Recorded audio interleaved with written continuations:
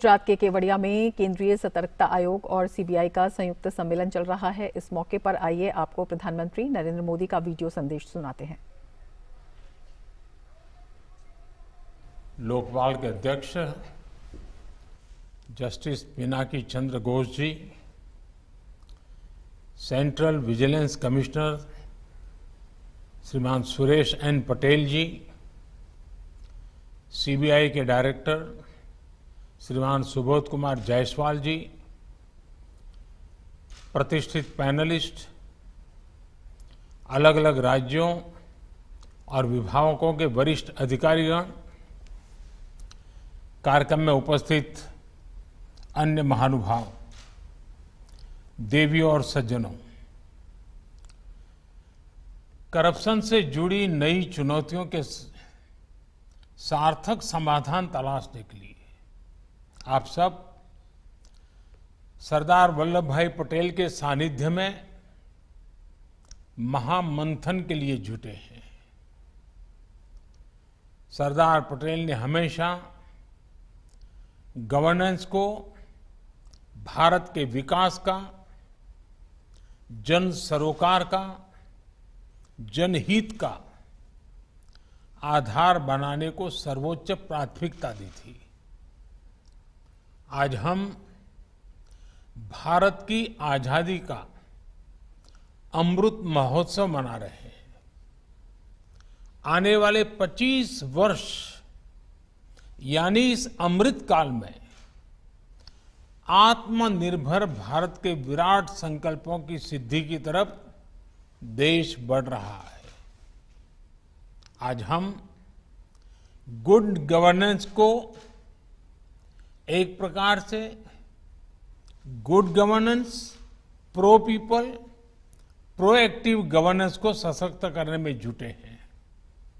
ऐसे समय में आप सभी साथियों की कर्मण्यता, कर्मशीलता सरदार साहब के आदर्शों को मजबूत करने वाली है। साथियों, हमारे यहां शास्त्रों में कहा गया है, न्यायमूलम सुराज्यम स्यात्, यानी सुराज्य तभी संभव है जब सभी को न्याय मिले। भ्रष्टाचार, करप्शन, छोटा हो या बड़ा, वो किसी न किसी का हक छीनता ही है।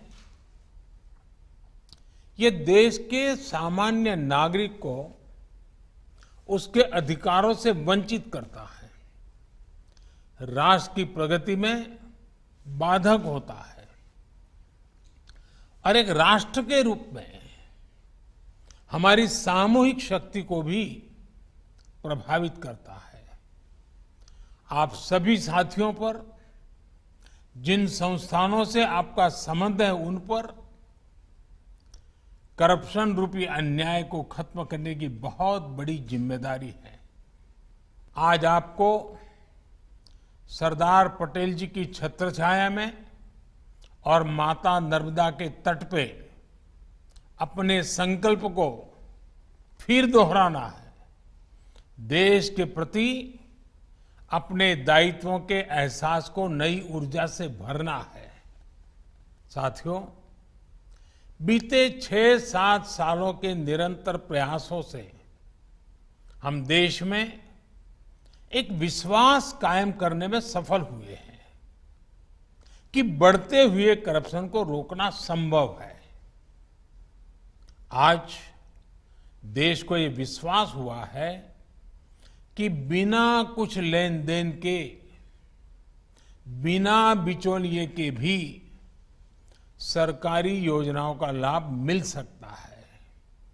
और आज देश को ये भी विश्वास हुआ है कि देश को धोखा देने वाले, गरीब को लूटने वाले कितने भी ताकतवर क्यों ना हो, देश और दुनिया में कहीं भी हो, अब उन पर रहम नहीं किया जाता, सरकार उनको छोड़ती नहीं है।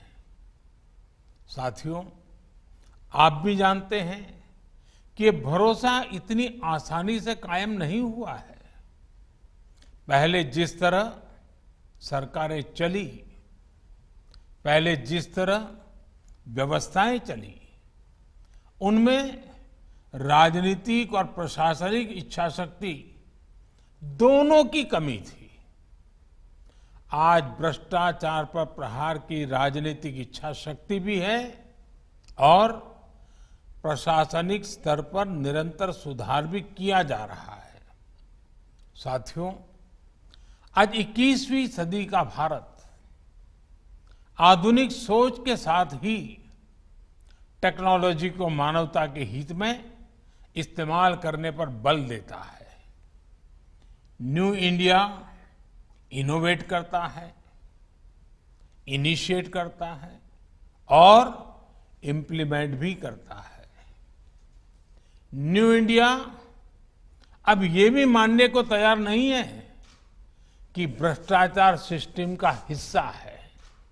उसे सिस्टम ट्रांसपेरेंट चाहिए, प्रोसेस एफिशिएंट चाहिए और गवर्नेंस स्मूथ चाहिए।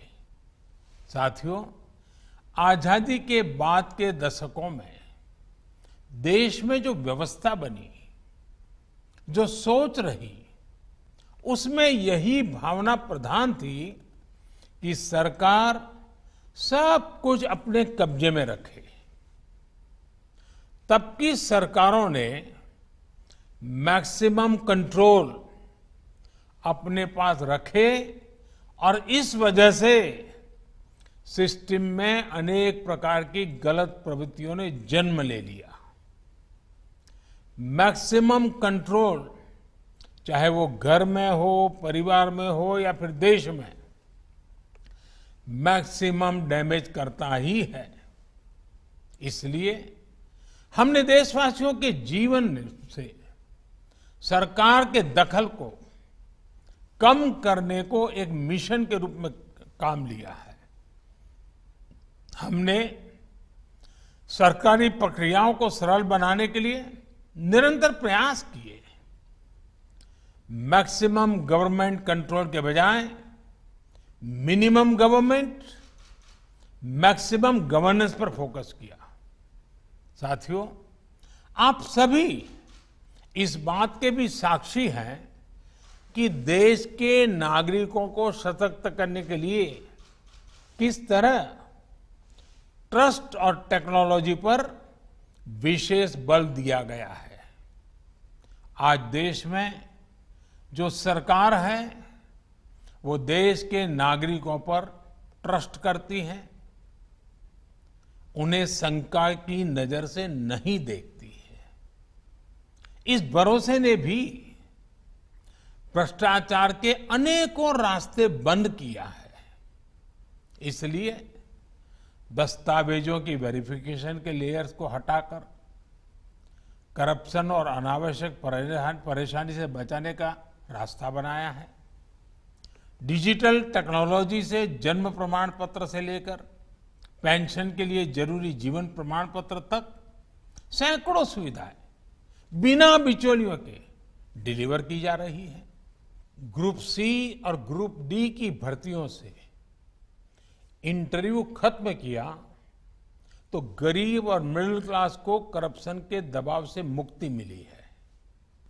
गैस सिलेंडर की बुकिंग से लेकर टैक्स से जुड़ी प्रक्रियाओं तक ऑनलाइन और फेसलेस प्रक्रियाएं उन लंबी लाइनों से मुक्ति दे रही हैं जो भ्रष्टाचार का बहुत बड़ा जरिया रही है।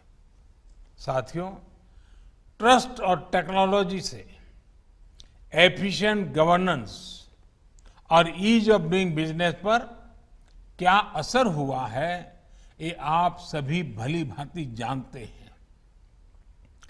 परमिशन और कंप्लायंस के नाम पर, बिजनेस को शुरू करने और बंद करने के नाम पर, बैंकों से लोन लेने या लोन को रफा दफा करने को लेकर जो कुछ भी अतीत में हुआ है, जो देश को नुकसान हुआ है, उसे अब ठीक किया जा रहा है। बीते सालों में सैकड़ों ऐसे पुराने कानूनों के जाल को हमने साफ किया है और आज की चुनौतियों को देखते हुए सख्त नए कानून भी देश को दिए हैं। हजारों कंप्लायंस और भांति भांति के एनओसी, तरह तरह की परमिशंस के नाम पर करप्शन का कैसा खेल चलता था, ये आपसे बेहतर कौन जानता है। बीते सालों में हजारों कंप्लायंसेस खत्म किए जा चुके हैं और आने वाले समय में ऐसे हजारों कंप्लायंसेस और खत्म करने का इरादा है। अधिकतर परमिशंस को फेसलेस किया जा चुका है और सेल्फ असेसमेंट, सेल्फ डिक्लेरेशन जैसी प्रक्रियाओं को बिजनेस के लिए भी प्रोत्साहित किया जा रहा है।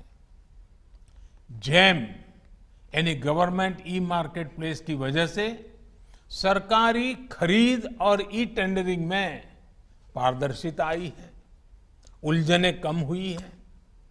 डिजिटल फुटप्रिंट ज्यादा से ज्यादा होने से इन्वेस्टिगेशन भी ज्यादा आसान और सुविधाजनक हो रहे हैं।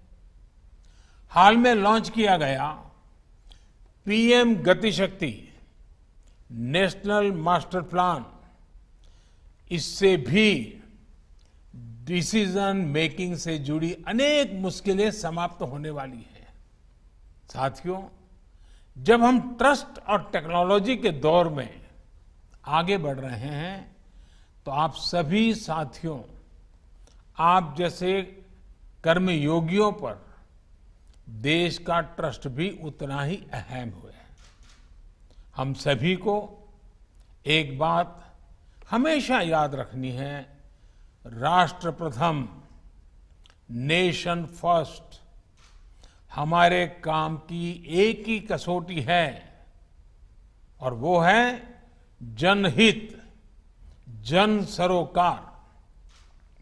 अगर हमारे फैसले इस कसौटी पर खरे उतरते हैं तो मैं हमेशा देश के हर कर्मयोगी के पीछे पूरी मजबूती से खड़ा मिलूंगा।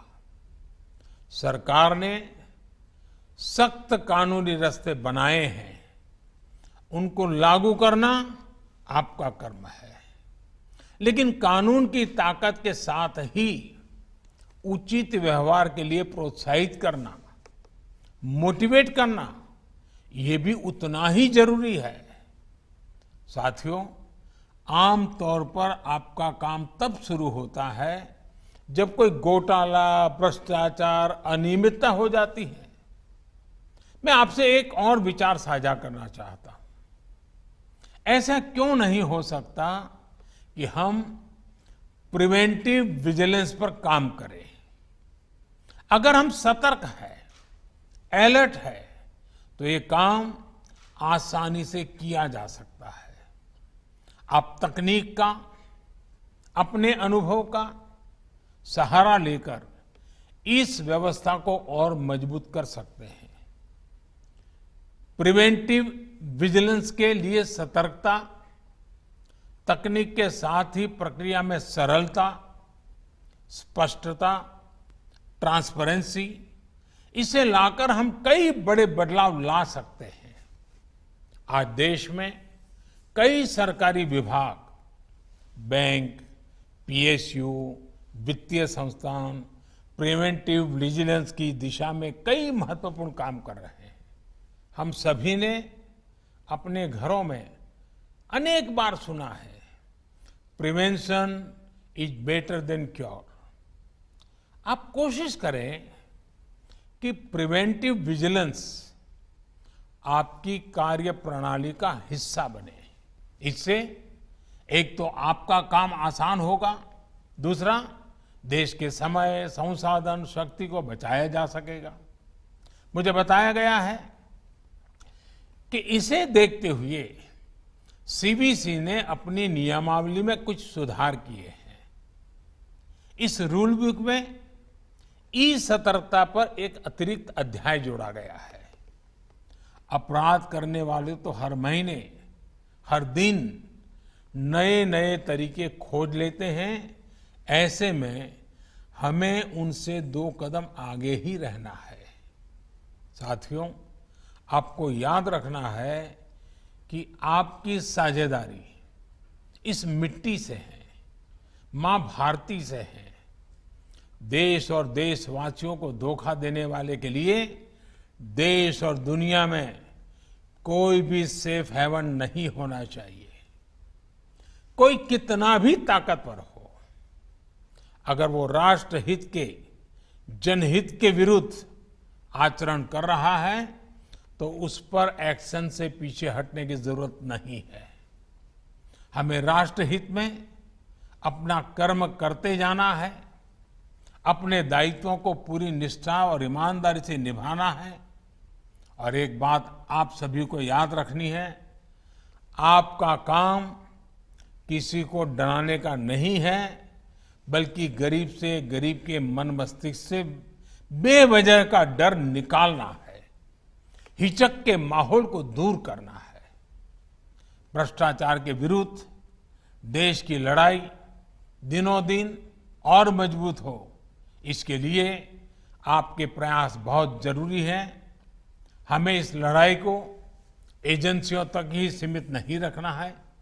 इसलिए आज टेक्नोलॉजी के नकारात्मक पहलुओं से निपटना भी बहुत जरूरी है।